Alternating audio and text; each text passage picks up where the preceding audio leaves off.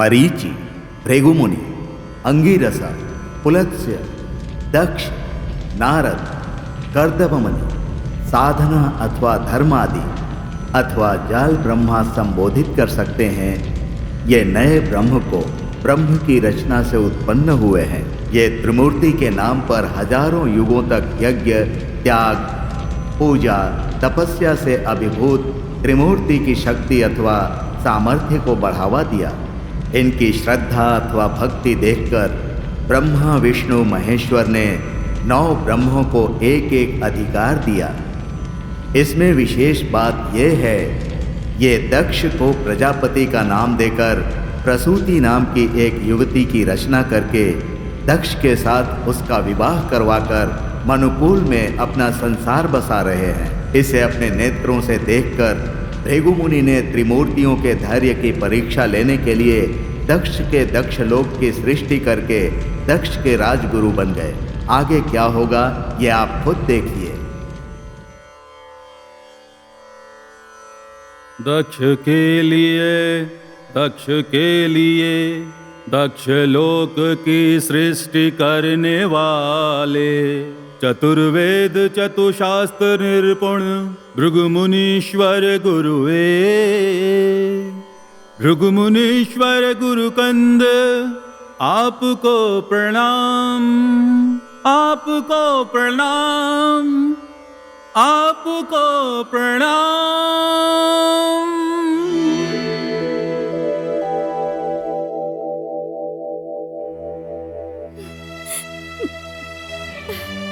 प्रसूति, दक्ष की अर्धांगिनी होके तुम्हारी नेत्रों में आंसू? ये क्या है दक्ष देव? आपको ज्ञात नहीं देव। देव के सामने अपना सम्मान लेने वाला पराक्रमशाली राजा धीराजा, राजा की शान, उन्हें ये अवसर प्रदान किया, परंतु उसका लाभ क्या हुआ? इसका कोई लाभ नहीं हुआ। अब किस प्रयोजन से आए हैं? मैं अपनी महारानी की इच्छा अभी तक पूरी नहीं कर पाया। प्रसूति को बच्चे का सौभाग्य यदि चाहिए तो उसे और थोड़ा समय व्यतीत करना होगा। प्रतीक्षा कर करके मैं थक गई हूँ ब्रुकदेवा। हर एक क्षण ये स्मरण करके कि मैं बांझ हूँ। महल में हर तरफ उजाला है परंतु मेरे अंतर्मन में अंधेरा है। बोलिए ब्रुकदेवा, क्या मुझ में कोई कमी है? क्या मैं वीर नहीं हूँ? साहस में कोई कमी है या मैं पुरुष ही नहीं हूँ? पूरे ब्रह्मांड को थर्रा देने की शक्ति है मेरे पास। सप्त सागर को मैं ऐसे ही झुका दूंगा, तो क्या कमी है? बस करिए दक्ष, थोड़ा सा विचार कीजिए। क्रोध करने से कोई लाभ नहीं है। ये शक्ति या युक्ति से होने वाला कार्य नहीं है। मतलब? शक्ति अथवा युक्ति के बीच में त्रिमूर्ति अपने अपने कार्य निभाते रहते हैं। सृष्टि करना, अधिकार देना, नाश करना, ये सब वो त्रिमूर्ति ही कर सकते हैं। वो दे या न दे, मैं छीन लूंगा उनसे। उनके पास जो अधिकार है उसे प्राप्त करने के लिए मुझे क्या करना होगा गुरुदेव?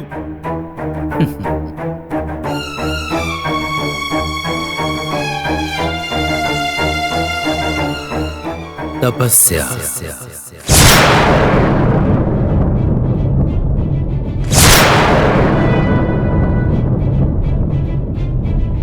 निरंतर तपस्या, यज्ञ अथवा यादा से ही यह संभव हो पाएगा दक्ष। किसी प्रकार का भी घोर तपस्या हो, यज्ञ याग जो भी करना हो, मुझे हर हाल में करके उसे हासिल करूंगा। माना तुम्हारे डांडस को मैंने। दक्ष, पहले तुम तपस्या करो, उस पर शिव से 106 युवतियों का फल प्राप्त करो, और आगे का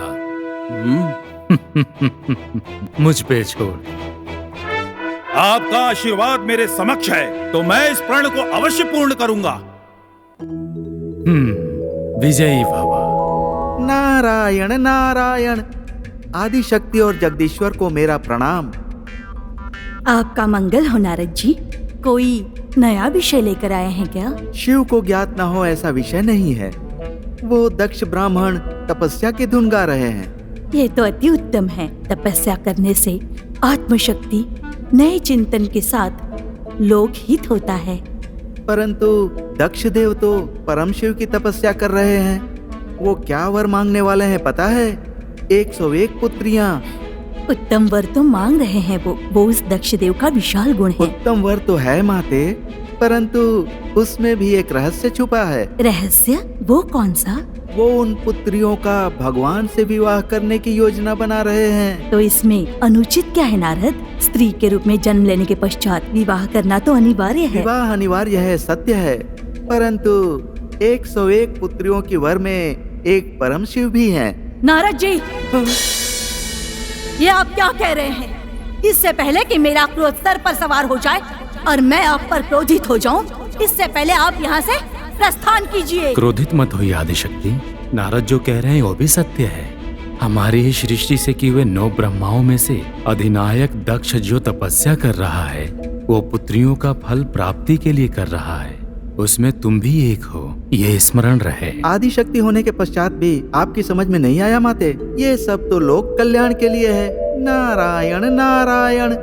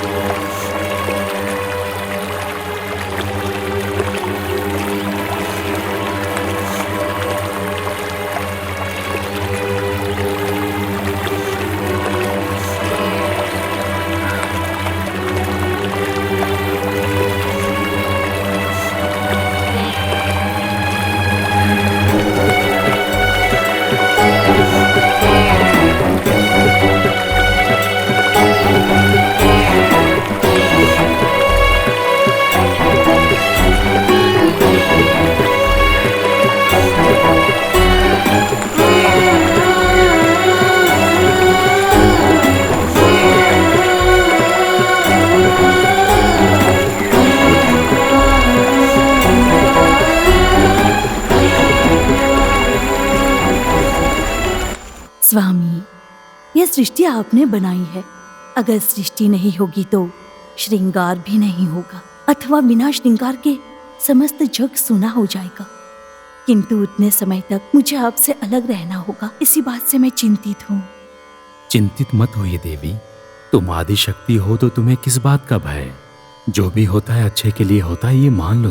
तुम अभी के अभी जाके दक्ष की पत्नी प्रसूति के गर्भ में समा जाओ और आगे का काल चक्र पर छोड़ दो।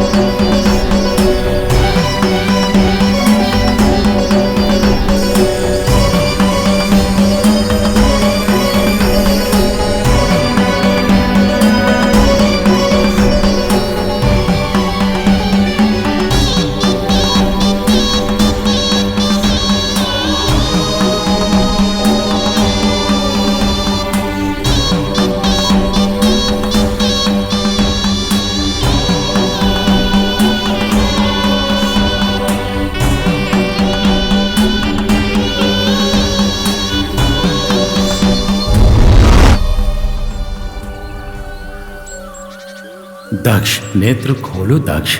मैं तुम्हारी भक्ति से प्रसन्न होकर तुम्हारे समक्ष आया हूं।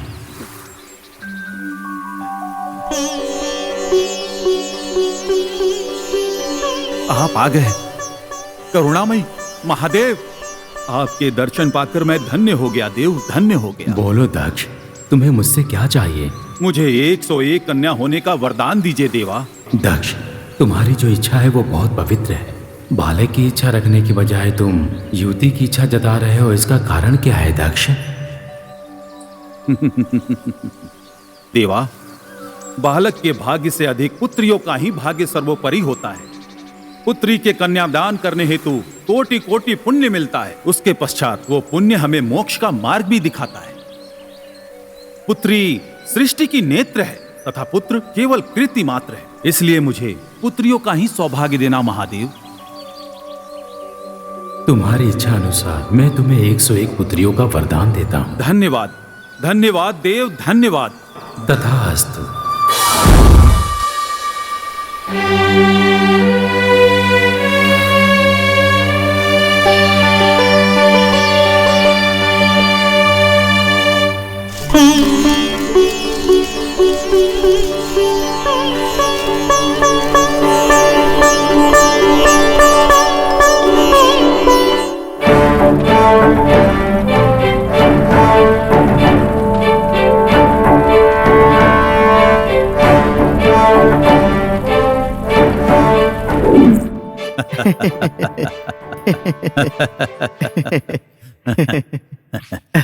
प्रणाम माते।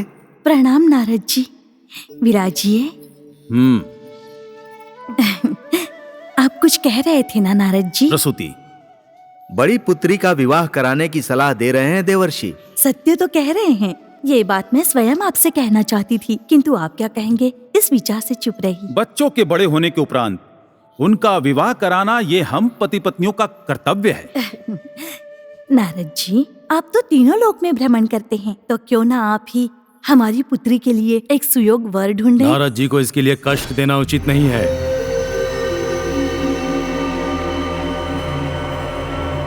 दक्ष, हमारी पुत्रियों का विवाह किसके साथ करना है या नहीं करना है, इसका निर्णय मैं करूंगा। भगवान से पूछ लो अथवा कहो कि वो हमारी पुत्रियों से विवाह करें। भृगुदेव, मेरा नाम दक्ष है। मैं अपनी पुत्रियों का विवाह करवाने के लिए उन देवताओं से प्रार्थना करूं? अगर ये विनती कर रहे हैं तो आप मना मत कीजिए। यह संभव नहीं है प्रसूति। दक्ष, हम अपनी जीत की खुशी के लिए तथा अधिकार स्थापित करने के लिए हमारी पुत्रियों का विवाह उनसे कराना ही उचित होगा। जैसी आपकी आज्ञा गुरुदेव। मैं जल ब्रह्म हूँ, सारे देवी देवताओं का आवाहन करता हूँ। मेरा यशस्वी तो आपके रूप में मेरे समक्ष है, तो मैं आपकी आज्ञा का पालन करूंगा देव। तुम्हारा यश ही मेरा यश है।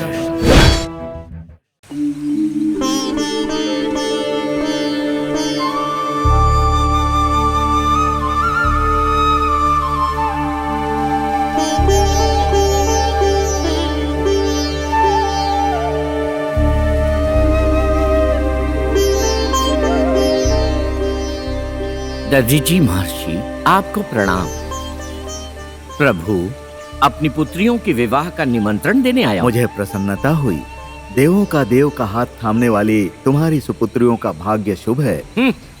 वो मेरी पुत्रियों का भाग्य नहीं है, उन देवों का भाग्य है जो उनसे विवाह कर रहे हैं। ये बात स्मरण रहे। ऐसा कहना उचित नहीं है। त्रिलोक में शिव से पूजनीय कोई नहीं है। वो परम शिव आपकी पुत्री का हाथ थाम रहे हैं। उनके लिए कठोर वचनों का प्रयोग ना करें। तीनों पहर शिव का जाप करते हैं आप। आपको ब्रह्मांड का ज्ञात नहीं है। आपसे विवाद करने का समय नहीं है। शिवा आपके लिए परम शिवा है, पर मेरे लिए तो दामाद है। विवाह में पधारिएगा, आपको वही ज्ञात हो जाएगा। विवाह मंडप में मेरे भ्राता बड़े हैं या वो परम शिवा। आज्ञा चाहता हूँ।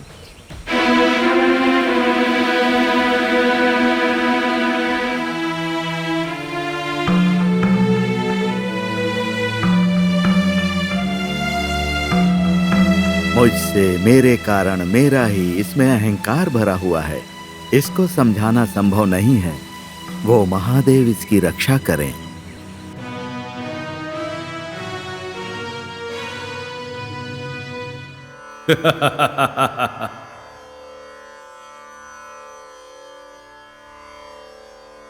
शुभ दिन, इस दिन के क्षण पर परमानंद हो रहा है।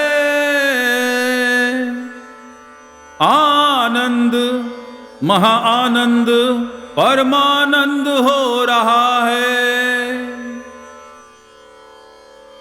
आज के दिन इस दक्ष लोक में देव गंधर्व जीवों को, जामाता भाग्यम देवों को सबसे बड़ा कौन है इस जग में? ये शुभ दिन है, कभी ना भूल पाए, ऐसा शुभ दिन बने, शुभ दिन बने।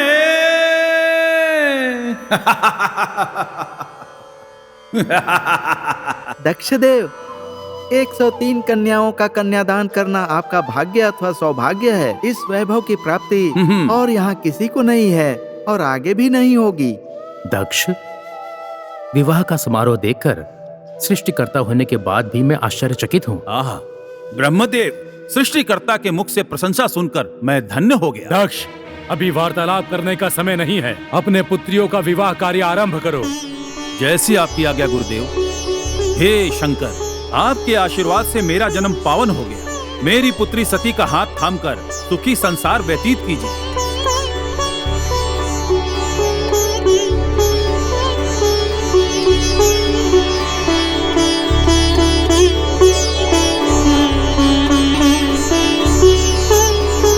दक्ष, शिव को अपना दामाद बनाकर आप तो धन्य हो गए।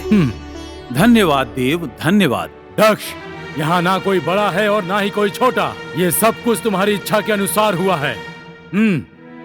जैसा आप कहें देव।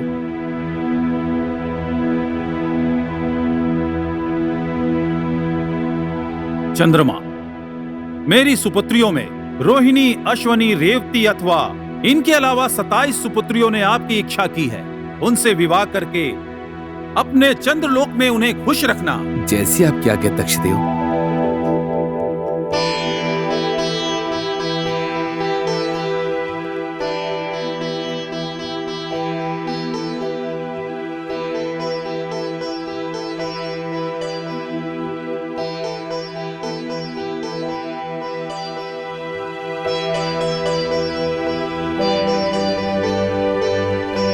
दक्ष, देवताओं में विवेकशाली जो तुम हो, इन सब का कारण कर्ता परम शिव हैं। वो तुम्हें दामाद के रूप में मिले, इसलिए उनके प्रति कृतज्ञ रहो। बहुत हो गया, रुक जाओ अविवेकी। किसे अथवा किसको कृतज्ञ रहना है? दक्ष, इनकी कोई भी बात मत सुनना। ब्रह्मा अत्यधिक वैदिक जाति हैं, अथवा ये जनार्दन मायावी हैं। भृगु, सुनो, अपनी वाणी को लगाम दो। ब्रह्मा को जो उचित लगा उन्होंने वही कहा है। हे मायावी, तेरी इस माया जाल में मैं फंसने वाला नहीं हूँ। आवेश में आकर अपनी जुबान को तलवार की तरह मत चलाओ, अन्यथा इसका परिणाम तुम्हें ही भुगतना पड़ेगा। ऐसा कोई कार्य नहीं है जो तुमसे हो सकता है। हे मूर्ख, ऐसे संदर्भ में आवेश में बात करना उचित नहीं है। विष्णुदेव, भृगुदेव, संयम को मत खोइए। यहाँ शुभ कार्य चल रहा है। गुरुदेव, आप मेरे श्रेष्ठ शुभ चिंतक हैं। पुत्रियों के विवाह मंडप में इस तरह का बर्ताव करना उचित नहीं। शांत हो जाइए देव, शांत हो जाइए। दक्ष, तुम्हारी वजह से ही मैं अभी तक शांत हूँ, अन्यथा अभी के अभी ये विवाह मंडप एक रणभूमि में अभी बदल गया होता। बात बात पे ये लोग कह रहे हैं अभिनंदन करो, कृतज्ञता दिखाओ, और ना जाना अनाप शनाप क्या क्या बोल रहे हैं। स्मरण रहे, तुम अपनी पुत्रियों का विवाह समारोह जारी रखो।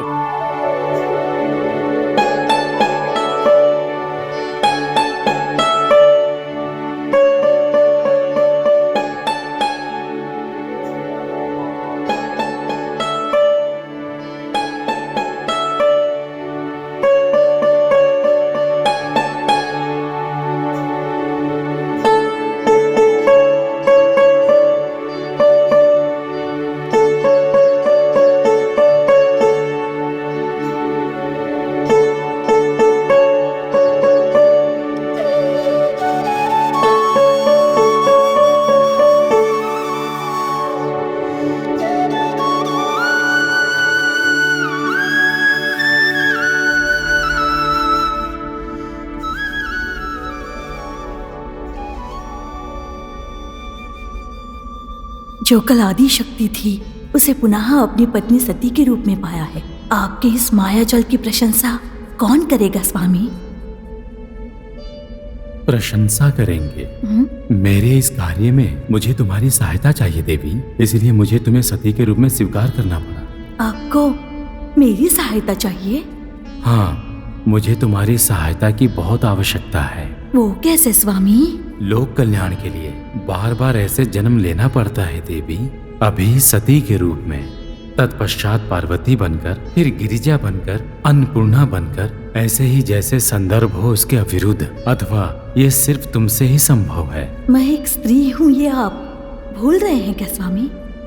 स्त्री में अधिक शक्ति होती है देवी। स्त्री को जननी बनने का वरदान होता है देवी। आपके समक्ष वार्तालाप करने की शक्ति मुझ में नहीं है। मुझे आपका साथ और आपका अनुग्रह चाहिए। मैं आपके आदेश का पालन करूंगी स्वामी। ये मुझे ज्ञात है सती। कुछ समय लोक कल्याण के बारे में ध्यान करो, सब कुछ तुम्हें समझ में आ जाएगा देवी।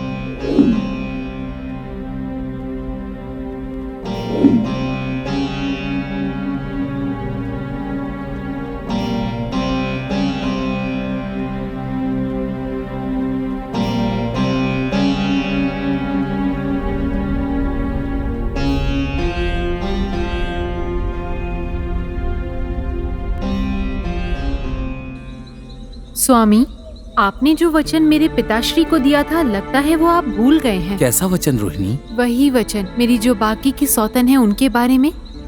मैंने जिन 27 सुंदरियों से विवाह किया है उनमें से मेरा दिल जीतने वाली प्रेम कुमारी तुम ही हो। तो तुम उनकी चिंता त्याग दो, वो मेरे लोक में खुश रहेंगी। आपके बिना उन्हें सुख कहाँ मिलेगा स्वामी? तुम्हारे पिताश्री को मैंने वचन दिया था दक्ष लोक में, और ये मेरा लोक है। यहाँ जो भी होगा मेरी इच्छानुसार होगा। अब अत्यधिक समय व्यर्थ मत करो।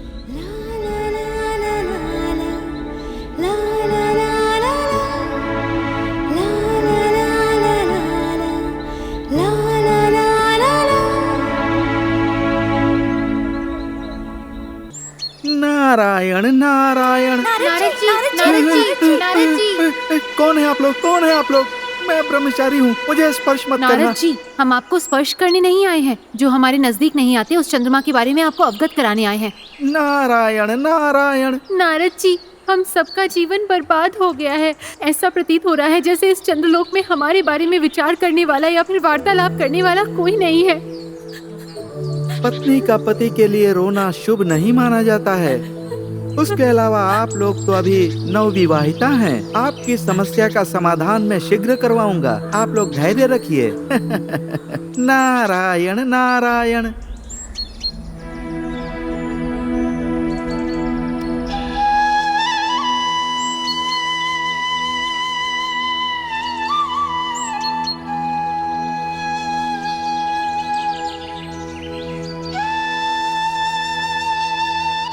नारायण नारायण।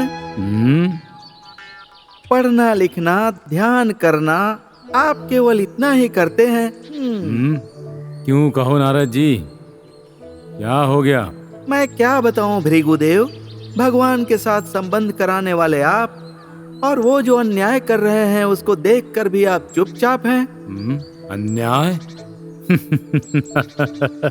किसके साथ अन्याय हुआ है? हाँ, बहुत अन्याय हुआ है। दक्ष देव की सुपुत्रियों के साथ अन्याय हुआ है। नारद जी, विषय को सीधे सीधे बताइए, वो अच्छा रहेगा आपके लिए और मेरे लिए भी। क्रोध मत कीजिए भृगुदेव। दक्ष देव की सुपुत्रियों का विवाह भगवान से करवाकर आप यहाँ निश्चिंत होकर विश्राम कर रहे हैं, परंतु वहाँ देखिए तो उन कन्याओं का दुख मैं बता नहीं पाऊंगा। अन्यथा दक्ष की सुपुत्रियां खुश नहीं है, सुखी संसार व्यतीत नहीं कर पा रही हैं। नहीं, बिल्कुल भी सुखी नहीं है। केवल एक के अलावा बाकी सब की सब बहुत कष्ट में हैं। और वो चंद्रमा 27 पुत्रियों में से एक रोहिणी के अलावा सारी पुत्रियों को अनदेखा करके अपने अनुसार जीवन जी रहा है। और वो वसुंधरा तो अपना कर्तव्य भूलकर पत्नी का दास बन चुका है। और वो परम शिव लोक कल्याण का बीन बजा रहे हैं। अगर मैं उनकी 101 पुत्रियों की बात बताऊंगा तो समय कम पड़ जाएगा। उनकी परिस्थिति सोचनीय है। अब मैं चलता हूँ। रुक जाइए नारद जी। उन देवताओं को पाठ पढ़ाने के लिए यही उचित समय है।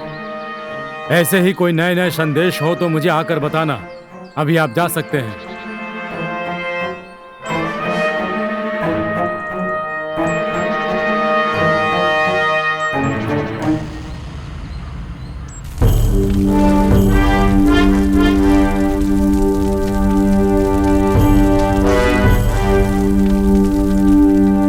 जल ब्रह्मा, आज से इस लोक के कार्यभार को तुम्हें ही संभालना है। इस दक्ष लोक की कीर्ति समस्त लोक में स्मरणीय हो। भ्राता, आपकी आज्ञा का पालन करना मेरा परम कर्तव्य है। मेरे सब कुछ आप ही हैं। जाल ब्रह्मा, दक्ष देव के तुम भ्राताश्री हो। दक्ष देव के लिए सब कुछ हूँ मैं, ये याद रखना। इसमें कोई संदेह है क्या गुरुदेव? तुम्हारे प्रति कोई संदेह नहीं है, परंतु तुम्हारे कर्तव्य के प्रति संदेह है। मेरे कर्तव्य में वो भी संदेह? हाँ। क्या है वो? अपनी सुपुत्रियों को तुमने भगवान से विवाह करवाया, ये तुम्हारा कर्तव्य यहीं समाप्त नहीं हो जाता। उनके जीवन यापन के बारे में जानकारी रखना भी तुम्हारा कर्तव्य है। जब वो सुखी है तो मैं उनकी खुशी को भंग क्यों करूं? यह आप कैसी बातें कर रहे हैं भृगुदेव? चंद्रमा रोहिणी के अलावा बाकी की पुत्रियों के साथ बहुत अत्याचार हो रहा है, ऐसा संदेश किसी ने आकर मुझको दिया है। मुझे अभी परम शिवा वसुंधरा की स्थिति मुझे समझ में नहीं आ रही है। निश्चिंत रहिए गुरुदेव, मैं अभी जाकर हमारी पुत्रियां कैसी है मैं जानकारी लेकर आता हूं। तुम्हें जाने की आवश्यकता नहीं, शीघ्रता मत करो, मैं स्वयं जाकर देख कर आऊंगा। दक्ष, तुम अकेले जाने की भूल मत करना, साथ में जाल ब्रह्मा को भी लेकर जाओ। उचित हुआ तो ठीक है, नहीं तो उसे छोड़कर हमारी सुपुत्रियों को वापस लेकर आना। अगर उचित हुआ तो उचित, नहीं तो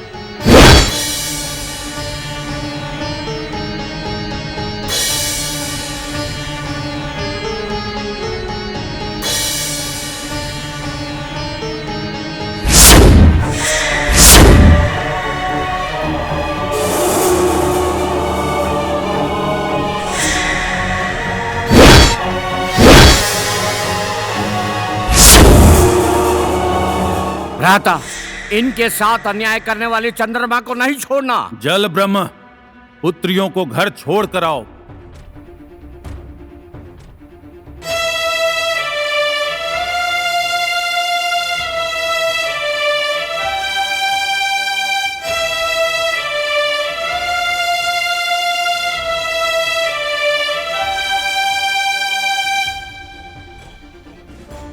दक्ष, इस दक्ष के समक्ष जिन देवताओं को हाथ जोड़ना चाहिए, अभी मेरी पुत्रियों को आंखों में आंसू देकर मुझे वो अघोरपन दिखा रहे हैं, ये देखकर मैं बिल्कुल शांत नहीं बैठूंगा। मेरी पुत्रियों के आंसू मेरे हृदय को आघात पहुंचा रहे हैं। 9 ब्रह्माओं का अधिनायक हूं मैं। ए चंद्रमा, तूने जो किया है उस कृत्य के लिए तुझे उचित पाठ पढ़ाना ही पड़ेगा।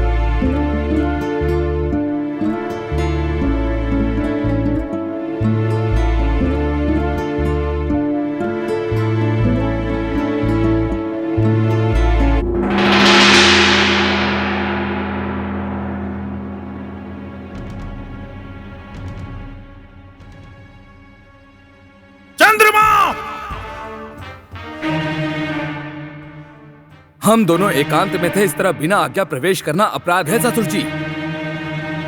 एकांत? लज्जा नहीं आती तुझे? क्या हुआ पिताश्री? रोहिणी, तू मेरी पुत्री नहीं है। तुझसे बात करना मुझे बिल्कुल पसंद नहीं। अपने सुख के लिए अपनी बहनों का जीवन बर्बाद करने वाली स्त्री है तू। ससुर जी, अपनी गंदी जुआ से मुझे ससुर जी मत बुलाओ। ससुर जी आपने अधिक बोल दिया। मुंह बंद कर। अपनी पत्नियों के साथ अन्याय करने वाले, अभी रोहिणी के दास बनकर काम वासना से अभिभूत तुम्हारा यह सुंदर शरीर रूपहीन हो जाए, ये इस दक्ष ब्रह्म का श्राप है। हे परमेश्वर! पिताश्री!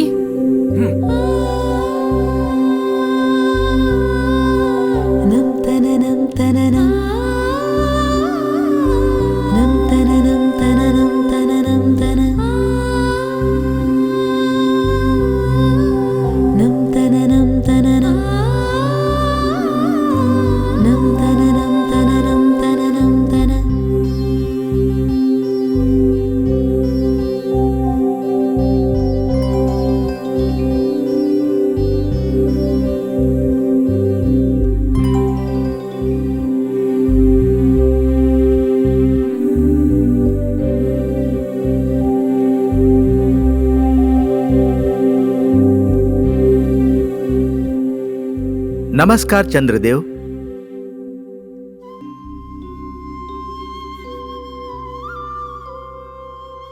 प्रणाम। शुभ हो। कैसी हो मेरी प्यारी पुत्री? वसुंधरा जैसे पति पाकर मैं धन्य हो गई हूँ पिताश्री। इस गंधर्व लोक में मैं बहुत खुश हूँ पिताश्री। इतना पर्याप्त है पुत्री। तुम्हारा सुख ही हमारा सुख है। समय हो गया है, अभी हम चलते हैं पुत्री।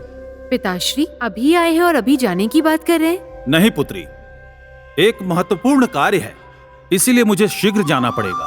छोटे पिताश्री आप तो रोकेंगे ना? नहीं पुत्री, भ्राता के साथ जाना ही पड़ेगा। समय होगा तो पुनः आएंगे।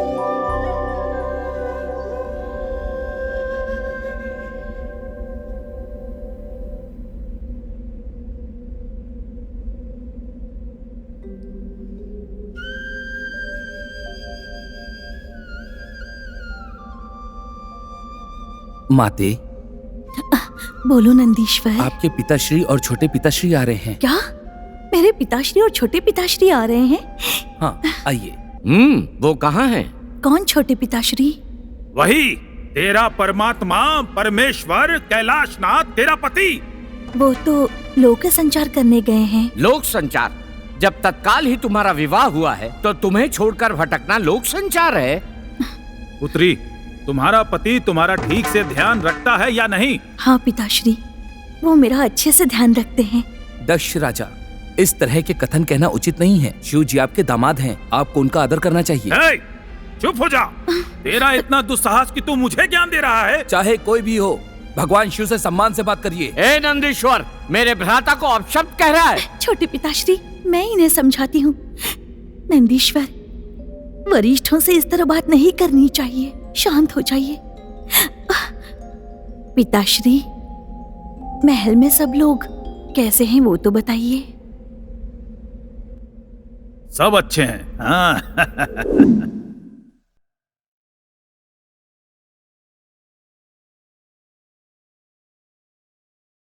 आपने देखा भ्राता, हमारी पुत्रियों को भोग की वस्तु समझकर विलास कर रहे हैं वो। पुत्री के पिता होने का दुख उन्हें क्या ज्ञात होगा जल ब्रह्म। सिर्फ छल करना ही उनका कार्य है।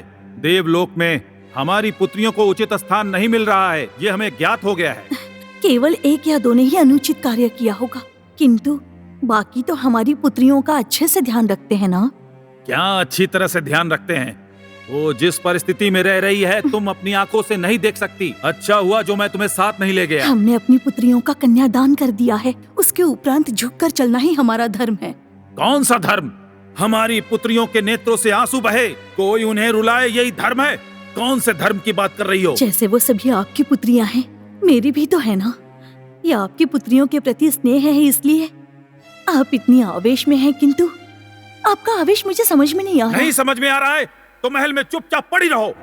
इन सब का कारण मैं ही हूँ, अथवा आप में अहंकार कूट कूट कर भरा है, या आपका अहंकार ही है जो आपको आवेश दिला रहा है। हे प्रसूति, तुम अपने पति को रोकने की चेष्टा कर रही हो। मैं आपको रोक नहीं रही हूँ स्वामी। मेरी पुत्रियों का संसार कहीं ध्वस्त न हो जाए, इसी बात का दुख है मुझे। हे जल ब्रह्म, इसे यहाँ से लेकर जाओ। भाभी जी, भ्राता अत्यंत क्रोधित हैं। आप प्रस्थान कीजिए। पुत्री को जन्म देने के पश्चात उनसे दूर हो जाना यही धर्म है। स्नेह, दुलार, ममता, इसका कोई मोल नहीं। स्नेह, दुलार, ममता अथवा अपनापन, इससे कोई भी लाभ नहीं होगा। उन सभी को दंड अवश्य मिलेगा। मेरे प्रति उसको कुछ अधिक ही स्नेह है, इसलिए उस नंदेश्वर ने उस तरह से वार्तालाप किया। हाँ, कदाचित नंदीश्वर ही आपके सबसे प्रिय हैं। परमेश्वर किसी एक के नहीं है माते, वो सिर्फ सत्य के हैं।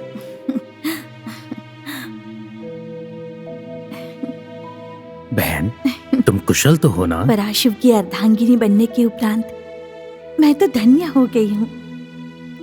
आइए भ्राताश्री, आइए, विराजमान होइए, बैठिए। पति के घर में अगर सुख ना भी हो, फिर भी मायके में अधिक समय व्यतीत नहीं करती हैं ब्रह्मा। सच है परमेश्वर, वो स्त्री के महान गुणों में से एक है। चलिए जाने दीजिए। यहाँ कैलाश पे आने का कोई विशेष कारण?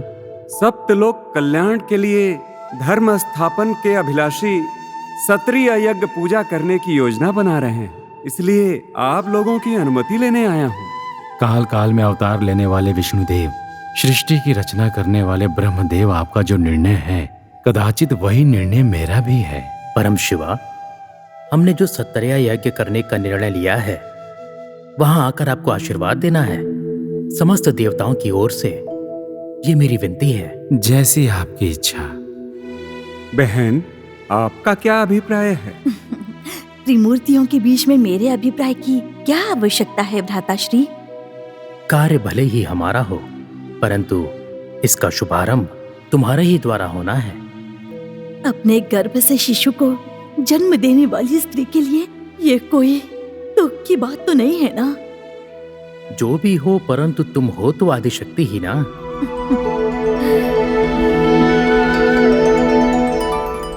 ओम नमः शिवाय, ओम नमः शिवाय, ओम नमः शिवाय, ओम नमः शिवाय, ओम नमः शिवाय, ओम नमः शिवाय, ओम नमः शिवाय।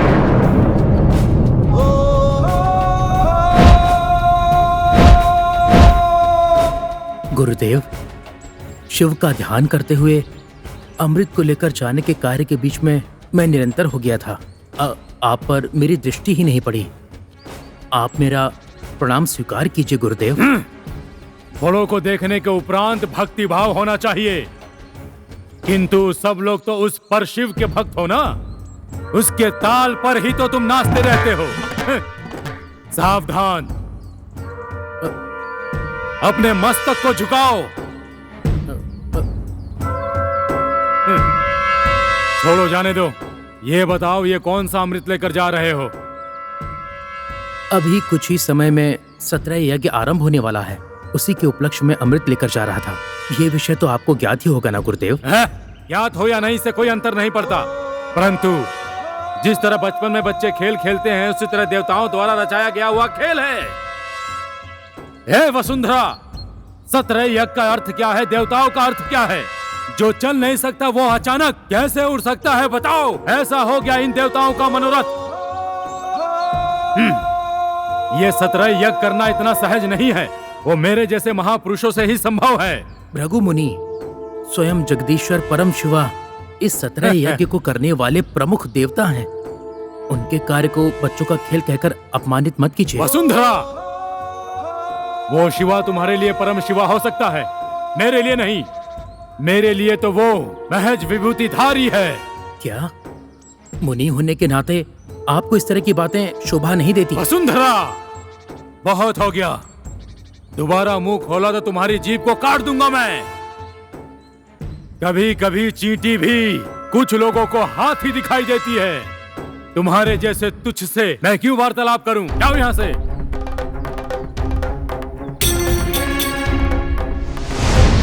वसुंधरा, वापस आओ।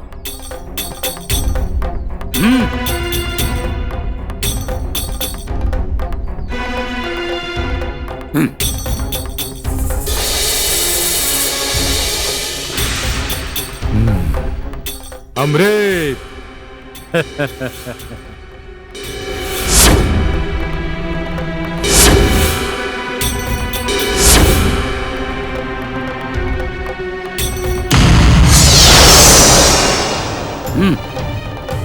जाकर कह देना तेरे त्रिमूर्तियों को इस घटना के बारे में। हाँ?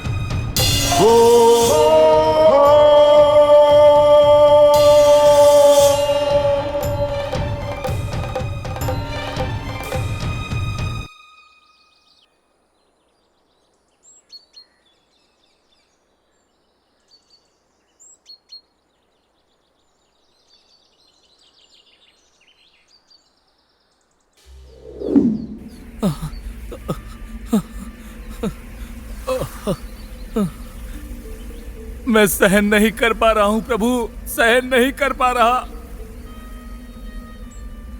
नारायण नारायण। कौन है? नारद मुनि है क्या? कौन? चंद्रमा? नारायण नारायण, सप्तलोक के सुंदर चंद्रमा की ये गति हो गई। हाँ नारद जी, हाँ मैं ही हूँ चंद्रमा। एक समय मेरा सुंदर रूप था, परंतु आज कुरूप हूँ। आपकी ये गति कैसे हुई? स्त्री के सौंदर्य मोह की बलि चढ़ के क्षणिक सुख की अभिलाषा में सब भूल के मैं इस पाप का भागीदार बन गया। मैं समझ गया। स्त्री मोह करोगे तो यही हाल होगा। मेरी स्थिति को देखकर आप मेरा उपहास कर रहे हैं नारद मुनि। ऐसा नहीं है चंद्रमा, मधुमंच में उस रोहिणी के साथ विलास करते समय विचार नहीं किए? स्मरण मत करवाइए नारद मुनि, स्मरण मत करवाइए। उस समय मैं स्त्री के माया जाल में मोहित था और इसी कारण आज मेरी ऐसी दशा हो गई है।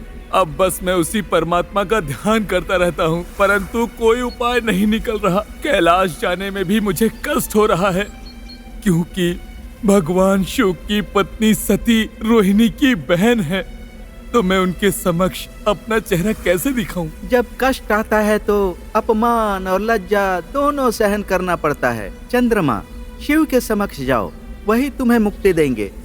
जैसी आपकी आज्ञा नारद मुनि, आप जैसा कहेंगे मैं वैसा ही करूंगा।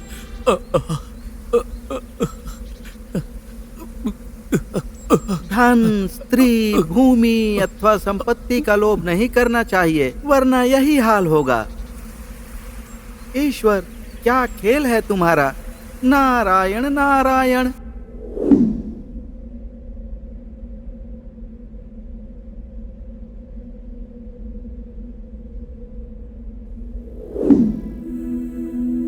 स्वामी, चंद्रमा का कष्ट मुझसे अब देखा नहीं जा रहा, उसका निवारण कीजिए।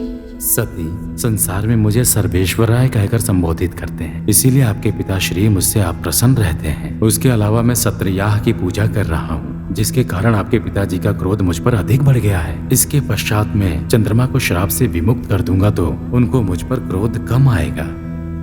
मैं अपने पिताश्री से बात करूंगी। हे परमेश्वर, जगदीश्वर, मेरे कष्ट का परिहार कीजिए।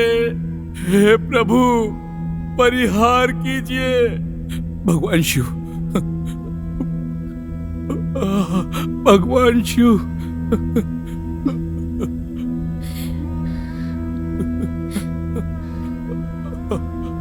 परमेश्वर,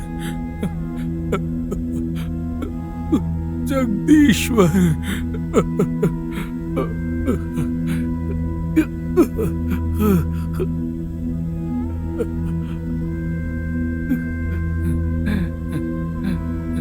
चंद्रमा, स्त्री के नेत्रों में तुम आंसू की वजह बने हो। इस अपराध के उपरांत तुम अपना अर्धकांत खो दोगे। क्या इस बात से तुम सहमत हो?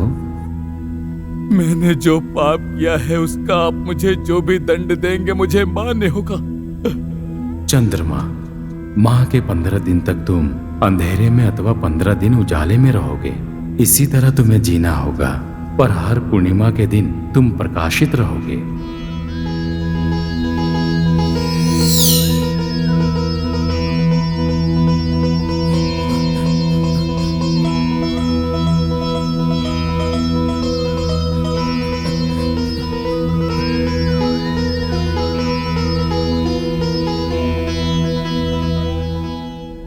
चंद्रमा, तुम्हारे सारे पाप धुल गए हैं। मैं धन्य हो गया भगवान शिव। मंगलमय हो चंद्रमा, मेरी बहनों के साथ सुखी संसार बसाइए।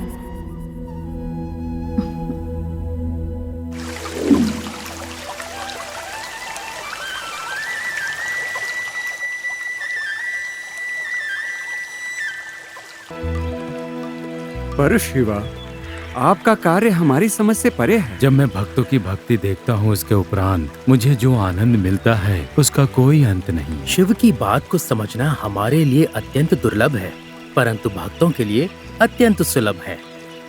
आनंद ही आनंद है। त्रिमूर्तियों का दर्शन करके मैं परमानंद पा गया। आपके प्रवेश का तात्पर्य कोई संदेश अवश्य लाए होंगे। मैं क्या संदेश लेकर आऊंगा? ये पूरा लोक आपके कारण ही तो जी रहा है। उनमें मैं भी एक आपका सेवक हूँ। आप जो कार्य बताते हैं वो करने के उपरांत भी आप मुझे ताने मारते हैं। नारद, तुम्हें कोई रोके उसके पश्चात भी तुम सत्य, न्याय, नीति अथवा धर्म के पालन हो। तुम कई लोगों को कड़वे लगते हो, परंतु नारद जो कार्य करता है वो मात्र लोक कल्याण का उद्देश्य होता है। ये सबको ज्ञात होना चाहिए। परमात्मा, मेरी रक्षा कीजिए, रक्षा कीजिए। वसुंधरा, क्या हुआ? वो भृगु मुनि, 17 यज्ञ क्या होता है, भगवान क्या होता है, ऐसे वैसे मुझसे प्रश्न करके, मुझ पर गुस्सा करके मेरे पास अमृत का जो घड़ा था वो मुझसे छीन कर तोड़ दिया और कहा कि जाकर त्रिमूर्तियों को इस घटना का संदेश दे दो। देख रहे हैं ईश्वर, ये भृगु मुनि का हठ। विनाश काले विपरीत बुद्धि काल भृगु मुनि के सर पे मंडरा रहा है। उसका काल समीप आ गया है। हाँ हाँ विष्णुदेव, यही शुभ दिन है। वो भृगु मुनि अपने आश्रम में एकांत में विश्राम कर रहे हैं। 17 पूजा में आमंत्रण देने के बहाने जाकर उनके अंगार में लिप्त नेत्र को आप निकाल लेंगे तो भृगु मुनि का अहंकार आधा हो जाएगा। नारद जी, आपकी सूचना के अनुसार हम अभी उनके आश्रम जाते हैं। नारायण नारायण, भृगु मुनि का अहंकार अब नष्ट हो जाएगा।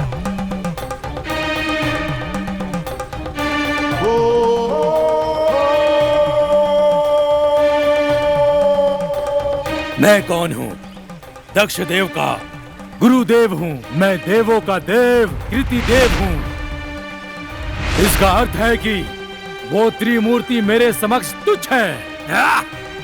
हमेशा क्षीर सागर की चैन की निंद्रा में विश्राम करने वाला वो विष्णु, वो मेरे समक्ष खड़ा होगा।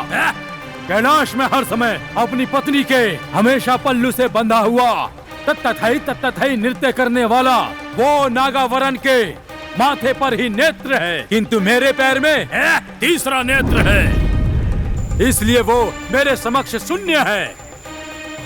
समय समय पर अपना सर बदलने वाला, मैं सृष्टि करता हूँ ये गुहार लगाने वाला वो ब्रह्मा मेरे समक्ष खड़ा होगा। यदि ऐसा ही है तो सप्तलोक में होने वाला यज्ञ यातना में मैं स्वयं कुल पुरोहित हूँ, परंतु ये तो मुझे ही नीचा दिखा रहे हैं। देखता हूँ।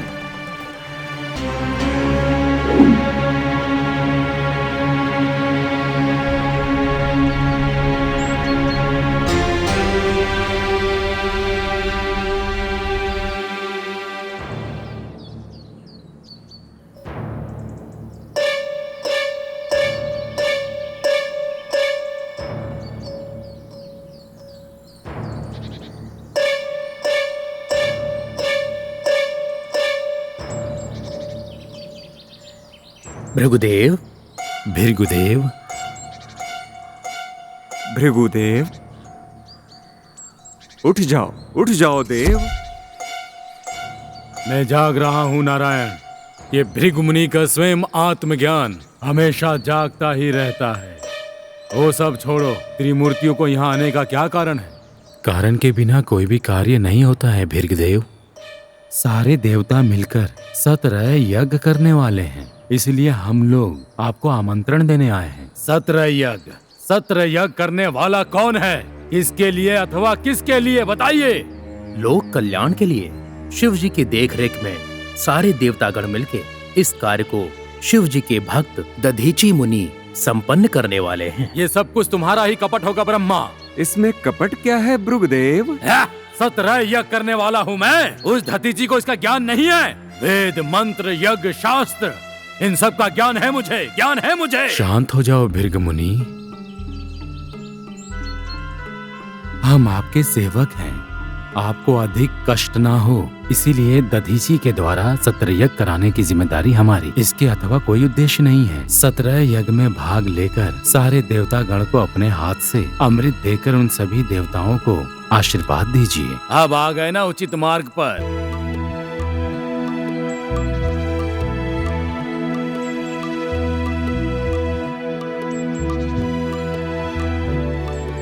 आनंद, परम आनंद। जब त्रिमूर्ति ही मेरी सेवा कर रहे हैं, आनंद, परमानंद हो रहा है।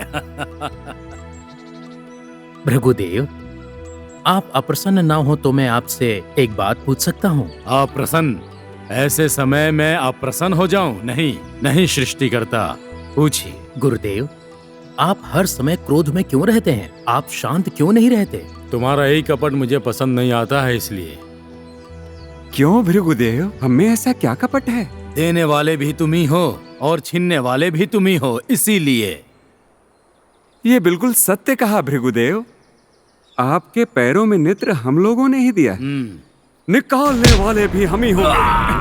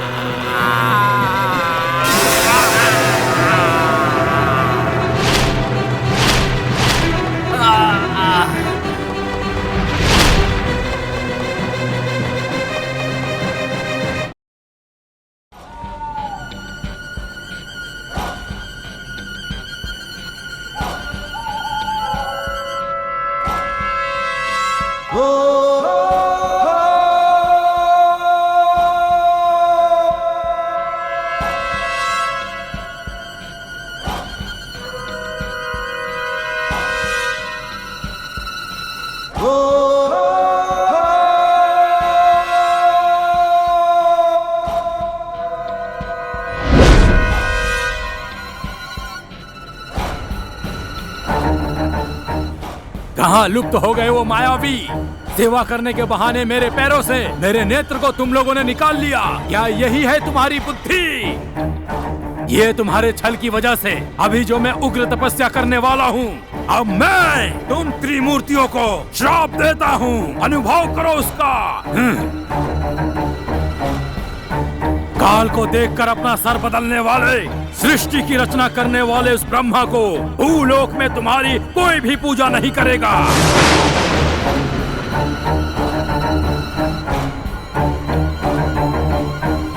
जब देखो तब क्षीर सागर में विश्राम करते हुए निद्रा में लीन वो विष्णु, भूलोक की नदियों में जन्म लेना तुम। परम शिवा परमात्मा सर्वेश्वरा के नाम से जाने जाने वाले हे शिवा, भूलोक में आत्माओं को देखने वाला शमशान वासी बन जा।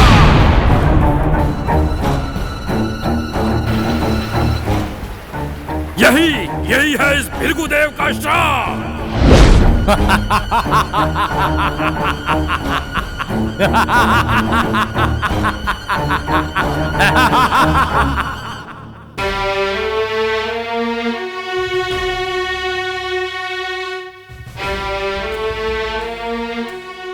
उन त्रिमूर्तियों को भृगु मुनि का अपमान नहीं करना चाहिए था। अनेक वर्षों की तपस्या से प्राप्त हुआ उनके पैर के नेत्र को निकालना उचित था। इस विषय पर वार्तालाप करने का कोई लाभ नहीं है जल ब्रह्म। हमें 17 यज्ञ पूजा में आमंत्रण देने आए हैं, अपमान मत करो। ये लोग तो उनकी ताल पर नृत्य करने वाले अनुयायी हैं। हम किसी के अनुयायी नहीं हैं, ना ही किसी के ताल पर नृत्य करने वाले हैं। हम सत्य, धर्म, न्याय अथवा निष्ठा पर चलते हैं। आहा, अर्थात हम लोग अधर्मी हैं। ऐसा नहीं है, विचार करके देखिए, आपको ज्ञात हो जाएगा। बंद करो ये उपदेश देना। आपके हित वचन की हमें आवश्यकता नहीं। जिस उद्देश्य से आए थे वो हो गया, अब जाइए यहाँ से।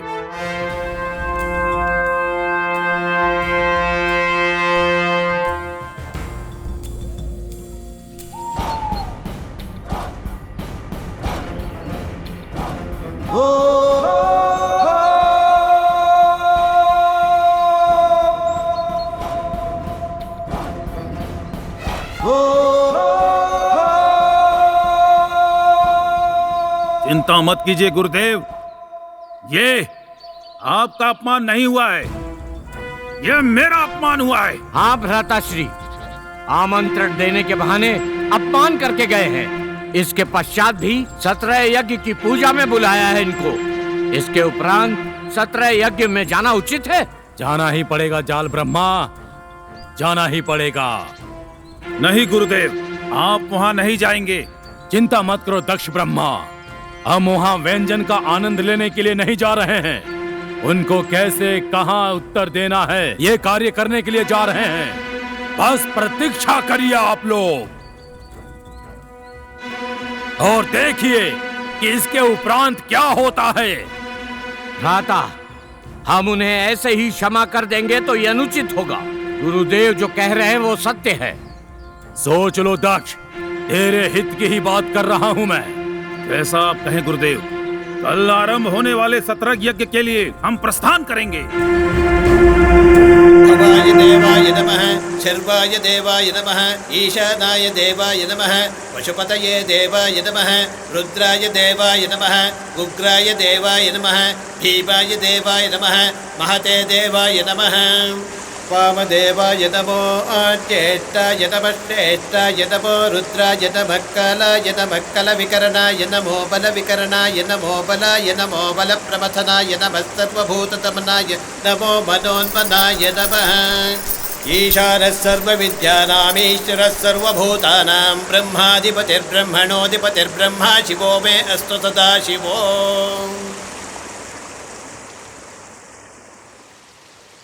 उचित समय पर आए हो, ये फूल लो।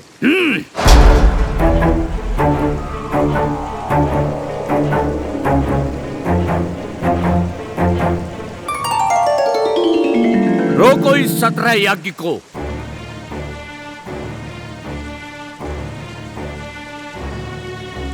जाल ब्रह्मा, इस तरह 17 यज्ञ को रोकना उचित नहीं है। बहुत हो गया, रुक जाओ। इस 17 पूजा के पीछे अधर्म चल रहा है। दक्ष ब्रह्मा सबके लिए बड़े हैं। परम शिवा को पुत्री देकर कन्यादान करके कोटि कोटि पुण्य पाया है इसने। पुरस्कार तथा अभिषेक ये सब कुछ इस दक्ष का होना चाहिए। हाँ हाँ, आपकी बात सत्य है, परंतु आप दोनों में मैं, मेरा, मेरे से इस कारण अहंकार भरा है। नारद मुनि, ऐसा मैंने नहीं कहा, इन्होंने। मैं, मेरा, मेरे से ही ऐसा अहंकार इनमें है, हम में नहीं। ससुर जी, बस बहुत हुआ। चंद्रमा, तुम चुप रहो, अन्यथा तुम्हारी हालत पुनः वैसे ही हो जाएगी। आप लोगों को आमंत्रण देना ही गलत हुआ। आप इस शुभ कार्य में विघ्न डाल रहे हैं। वसुंधरा, तुम ससुर के सामने विरोध प्रकट कर रहे हो। मैं तुम्हें नहीं छोड़ूंगा। पिताश्री, नहीं, चंद्रमा बहुत कष्ट भोग चुके हैं। भृगुदेव, दक्ष, बेकार की बातें करने से कोई लाभ नहीं है। जो यज्ञ चल रहा है उसमें भाग लेकर सबको आशीर्वाद दो। बिना कारण किसी को भी आशीर्वाद देना संभव नहीं है। मेरे पतिदेव परशिवा, अन्य कोई नहीं है, आपके दामाद हैं। शांत हो जाओ दक्ष। शिव स्नेह के पात्र हैं, कण कण में विराजमान रहने वाले शांति की मूर्ति हैं। बहुत हो गया, बात को आगे नहीं बढ़ाते हैं दक्ष ब्रह्मा। इन त्रिमूर्तियों से मुझे कोई भय नहीं है भृगुदेव। मैं भय से ये बात नहीं कर रहा हूँ, मैं तो सिर्फ आपके हित के लिए कह रहा हूँ। आपने सत्य कहा भृगुदेव। नारद को हमारे पक्ष में बात करते हुए देखकर ऐसा प्रतीत हो रहा है कि कुछ तो गड़बड़ है। ऐसा बिल्कुल नहीं है भृगुदेव। वैसे हमें अच्छी तरह ज्ञात है कि तुम उनके हितैषी हो। वो तो तब, अब नहीं। क्यों? मैं तो त्रिलोक संचारी हूँ ना। 17 यज्ञ पूजा का आमंत्रण पत्रिका मैंने भी बांटा है, परंतु इन्होंने तो मुझे ही अनदेखा कर दिया। उसके पश्चात मैं भी दक्ष देव का हितैषी बन गया। प्रसन्नता हुई, बहुत प्रसन्नता हुई। तुम इसका भरोसा मत करो दक्ष। नारद, अगर ऐसा है तो इस पूजा को रोक दो। अरे भृगुदेव, आपकी तो उम्र हो गई है, लेकिन बुद्धि नहीं है। नारद, अरे ऐसा नहीं है। ये 17 यज्ञ पूजा रोकने से या विघ्न डालने से हमें क्या लाभ है? हमारे ऊपर केवल कलंक ही लगेगा। तो अभी क्या करना चाहिए? इन्होंने 17 यज्ञ किया तो हम दक्ष यज्ञ करेंगे। दक्ष यज्ञ?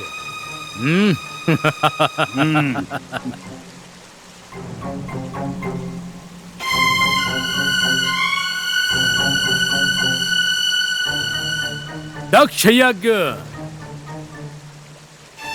हाँ भृगुदेव, आप तो किसी से कम नहीं हैं। वेद, मंत्र, पूजा और पद्धति, हर कार्य में आपके सामने खड़ा होने वाला कोई पंडित नहीं है। बिल्कुल सत्य नारद, तुम्हारे विचार बिल्कुल सत्य हैं।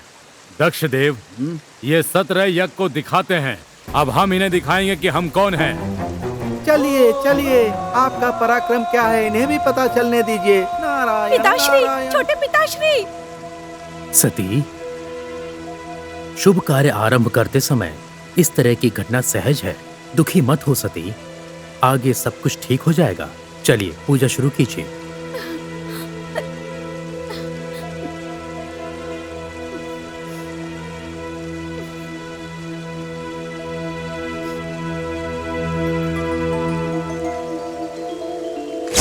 दक्ष राजा, दक्ष देव, इतना ही पर्याप्त है।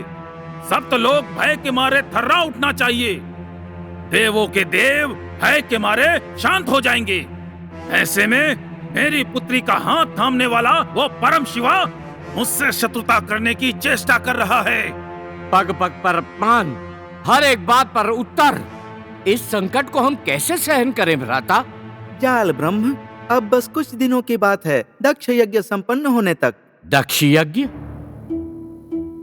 इसका क्या अर्थ है नारद जी? दक्ष यज्ञ का मतलब है सारे यज्ञों में सर्वोपरि सारे देवी देवता पधार कर तू ही सर्वेश्वर है, परमेश्वर है ऐसा कहकर पूजा करेंगे। दक्ष यज्ञ पूरा हो गया तो कोई भी दक्ष के समक्ष खड़ा होने की हिम्मत नहीं करेगा। सारा बागडोर आपके भ्राता के हाथ में होगा। यदि ऐसी बात है तो इस यज्ञ में सबको निमंत्रण देना पड़ेगा। हाँ, उन त्रिमूर्तियों को भी आमंत्रण देना होगा। इसलिए ताकि वो इस यज्ञ में आकर विघ्न डाल सके। आप चिंता मत कीजिए भ्राता। भृगु मुनि जब तक साथ हैं, तब तक इस यज्ञ में विघ्न डालने की क्षमता किसी में नहीं है। कारण कि इस यज्ञ को करवाने की क्षमता किसी में है तो बस वही है। इस यज्ञ में सबको आमंत्रित करेंगे आदर से। बस उस सती अथवा परम शिव को आमंत्रित नहीं करेंगे। हाँ, यदि सती को बुलाएंगे तो उस परम शिव को भी बुलाना पड़ेगा। इस विषय में उन्हें पता नहीं चलना चाहिए। हाँ नारद जी, भृगु मुनि के वेद मंत्र की शक्ति से दक्ष यज्ञ एक भव्य रूप लेकर बहुत बड़ी शक्ति प्रदान करेगा। इसके पश्चात मेरे भ्राता के समक्ष खड़े होकर बात करने की क्षमता किसी में नहीं होगी। बिल्कुल सत्य कहा जाल ब्रह्म। हमारी शक्ति अथवा पराक्रम का ज्ञात उनको भी होना चाहिए। हाँ हाँ, आपकी शक्ति अथवा इनका पराक्रम सारे लोग को ज्ञात होना चाहिए।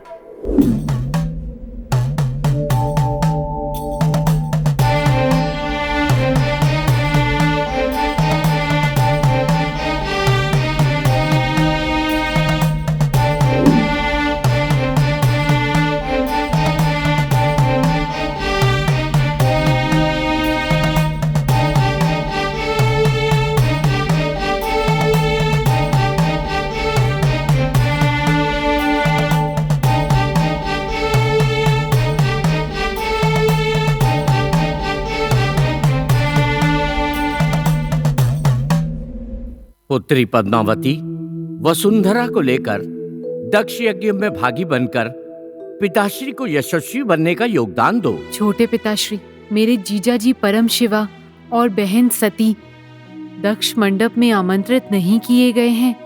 ये ज्ञात होने के उपरांत मन को बहुत कष्ट पहुंचा है। सारी युवतियां सज धज कर दक्ष मंडप में खुशी से आगमन करेंगी। ऐसे शुभ अवसर पर दीदी और जीजा जी को आमंत्रित ना करना गलत नहीं है। हाँ पुत्री, मुझे भी खेद है, परंतु क्या करूं? किसी कारणवश हम उन्हें आमंत्रित नहीं कर पा रहे। ऐसा महत्वपूर्ण कारण क्या है ससुर जी?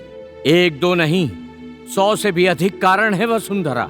जब 17 यज्ञ हो रहा था तब शिवा ने हमसे वार्तालाप भी नहीं किया। ऐसे कई अनगिनत कारण हैं, गिनाऊं तो समय लग जाएगा। चलता हूँ, बहुत कार्य है। आप लोग पधारिएगा।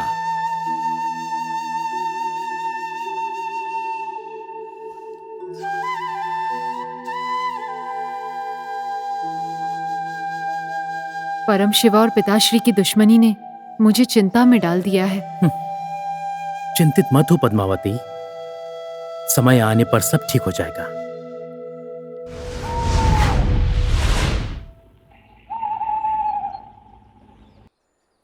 अग्नि, वायु, दक्ष मंडप की जिम्मेदारी मैं तुम लोगों पे सौंप रहा हूँ। किसी भी कारणवश कोई भी त्रुटि ना हो, ये देखने का कार्य तुम्हारा है। आपके द्वारा दिए गए कार्य का मैं श्रद्धा पूर्वक पालन करूंगा। इसमें कोई संदेह मत करना भृगुदेव। नारद, अभी आप हमारे हितैषी हो, यह ध्यान रहे। इस शुभ समारोह में आने वाले अतिथिगण की देखरेख की जिम्मेदारी आपकी है। किसी को किसी प्रकार की कठिनाई नहीं होनी चाहिए। नारद, इस नारद पर भरोसा नहीं है क्या आपको? नहीं है, बिल्कुल नहीं है। परंतु मैं फिर भी तुम पर भरोसा करूंगा, क्योंकि तुम समय साधक हो। तुम कभी भी किसी समय उलट फेर कर सकते हो। कभी कभार भूल हो गई हो, परंतु बार बार नहीं होगी भृगुदेव। वो मुझे ज्ञात है। परंतु मेरे समक्ष तुम्हारा खेल नहीं चलने वाला है नारद। मैं आपको एक बात बताना भूल गया। कौन सी बात? दधीची महर्षि दक्ष यज्ञ में आने से मना कर रहे हैं। आखिरकार वो भी तो महादेव के भक्त है ना। परंतु दधीची के बिना यज्ञ करना उचित नहीं होगा भृगुदेव। सभी से पूजा करवाने वाले महर्षि दधीची हैं। तुम्हारी बात भी सत्य है, क्योंकि दक्ष यज्ञ में मंडप में दधीची जैसे महानुभव व्यक्ति होना उचित रहेगा।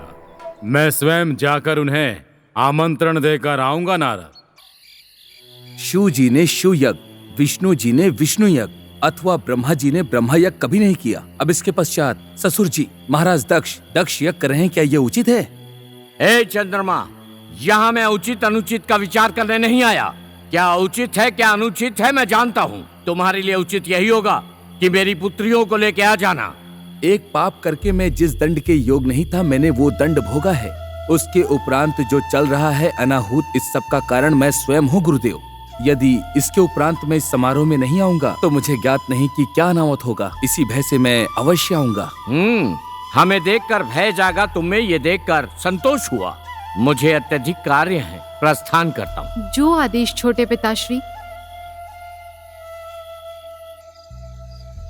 आपकी नाराजगी मैं भली भांति समझ सकती हूँ स्वामी, किंतु पिताश्री ऐसा व्यवहार भृगु मुनि के कारण ही कर रहे हैं। परमात्मा का खेल अथवा दक्ष देव का पराक्रम समझ में नहीं आ रहा देवी। अब सब आने वाला समय ही बताएगा। वो परम शिव की करुणा तुम में रहे, मुझे मत दिखाओ। मुझे तप करके जो शक्तियाँ मिली है वो मेरे लिए काफी हैं। उस दक्ष देव को इस साम्राज्य का सारंग भाव बनाना चाहता हूँ। भृगुदेव, आप महाज्ञानी हैं, बुद्धिमान हैं, पंडित हैं। सप्तलोक को अपनी उंगलियों पर रखकर सबको जीतने वाले महान तपस्वी हैं। हजारों यज्ञ के उपरांत आपने शक्ति सामर्थ्यों को प्राप्त किया है। दक्ष के नाम से यज्ञ करना मुझ में बहुत ही संवेदन लाता है। ये उस परम शिव के प्रति अपमान है।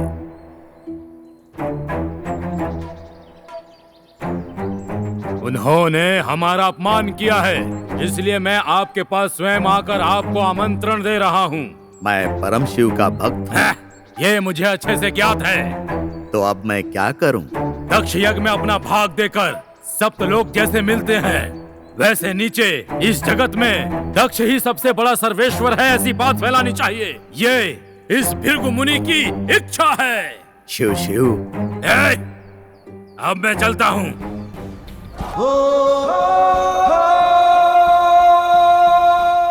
हे परमात्मा, सप्तलोक जैसे मिलते हैं वैसे ही जगत में नदी में दक्ष सबसे महान है, ऐसा आशीर्वाद मांग रहा है। दक्ष, यज्ञ कुंड में दक्ष शक्ति का चमकने वाले उजाले को फेंककर थर्रा देने वाली तेरी शक्ति अथवा सामर्थ्य को दिखा दक्ष, दिखा।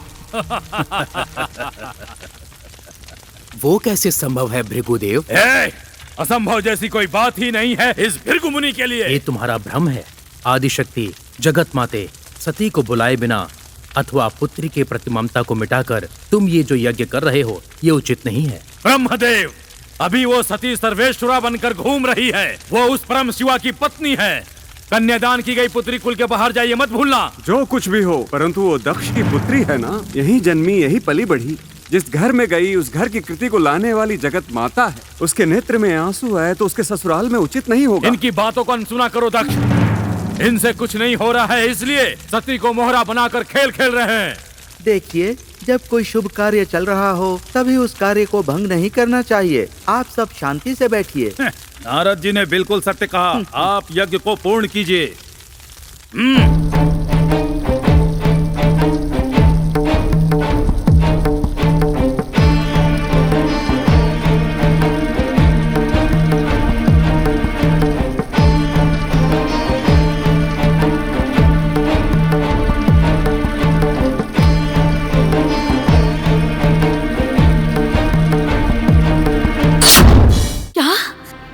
दक्षलोक में दक्ष यज्ञ, जिस घर में मेरा जन्म हुआ और पली बड़ी, उस मायके में पुत्री अथवा दामाद को नहीं बुलाया। हाँ माता, सारे देवी देवता, ऋषि मुनियों को अथवा आपकी सारी बहनों को भी उस यज्ञ में बुलाया गया है। सभी खुशियां भी मना रहे हैं। मेरे जन्म का कारण मेरे पिता दक्ष हैं। अपनी पुत्री को ही धिक्कारेंगे तो मैं जहाँ पली बड़ी उस महल में मेरा कोई स्थान नहीं है। उस समारोह में भाग लेने का भाग्य क्या मेरे भाग्य में नहीं है? मैंने ऐसा कौन सा पाप कर दिया है नंदीश्वरा? ये सब उस भृगु मुनि का षड्यंत्र है। शिवा, शंकरा, परमात्मा, परमेश्वरा, क्या सुना आपने? मैंने सुना सती, सुना। जिसे जन्म दिया उसे धिक्कार कर वो अपने वैभव में मग्न कैसे हो सकते हैं? सती, तुम्हारे प्रश्न का मेरे पास उत्तर नहीं है। काका, महादेव के पास उत्तर नहीं है? हे परमात्मा, मैं आपकी पत्नी बनने से पहले दक्ष की पुत्री थी। वो तब की बात, अभी नहीं। अभी तुम मेरी अर्धांगिनी हो। अभी मैं भले ही आपकी अर्धांगिनी हूँ, परंतु मायके के हक से मैं क्यों वंचित हूँ स्वामी? वो हक यदि तुम्हें था तो वो लोग तुम्हें दक्ष यज्ञ समारोह में आमंत्रण अवश्य करते, परंतु तुम शिव की अर्धांगिनी हो, इस कारणवश तुम्हें आमंत्रण नहीं दिया उन्होंने। आपके और मेरे पिताश्री में ऐसी कौन सी शत्रुता है स्वामी? सती, कभी कभी हमारे आदर्शता वाले विचार उचित नहीं होते, उसी तरह से अभिप्राय आना सहज है। अरे रे, ये कैसी विडंबना है। मायके से मेरा रिश्ता ही टूट गया। प्रभु, मैं माता का संकट नहीं देख पा रहा हूँ। परंतु हम क्या कर सकते हैं नंदीश्वरा? मायके वाले ही भूलने का प्रयत्न कर रहे हैं तो हम कैसे स्मरण कराएं? अर्थात मुझे मेरे उद्देश्य को पूरा करने की अभिलाषा के कारण आमंत्रित नहीं किया गया। वो ये खुलकर बताने की बात है क्या सती? उन्होंने मेरे विरुद्ध दक्ष यज्ञ कराने का निर्णय लिया है सती। इससे क्या उपयोग होगा स्वामी? अधिकार करने की चाह, सब लोग ने मिलकर मुझे दिया हुआ सतर यज्ञ का कार्यकाल छीनकर होने वाले दक्ष यज्ञ करके सर्वभूमि पतन पाने वाला ये दुर्लभ रचना है। किंतु ये कैसे संभव है? ये संभव नहीं है, फिर भी संभव करने के लिए निकल पड़े हैं वो तुम्हारे पिताश्री अथवा भृगु। फिर तो मुझे जाना ही होगा। एक बार मुझे अनुमति दीजिए। जो अनुचित होने वाला है मुझे उसे रोकना ही होगा। नहीं सती, तुम यदि वहाँ पर गई तो जो नहीं होना चाहिए वो हो जाएगा।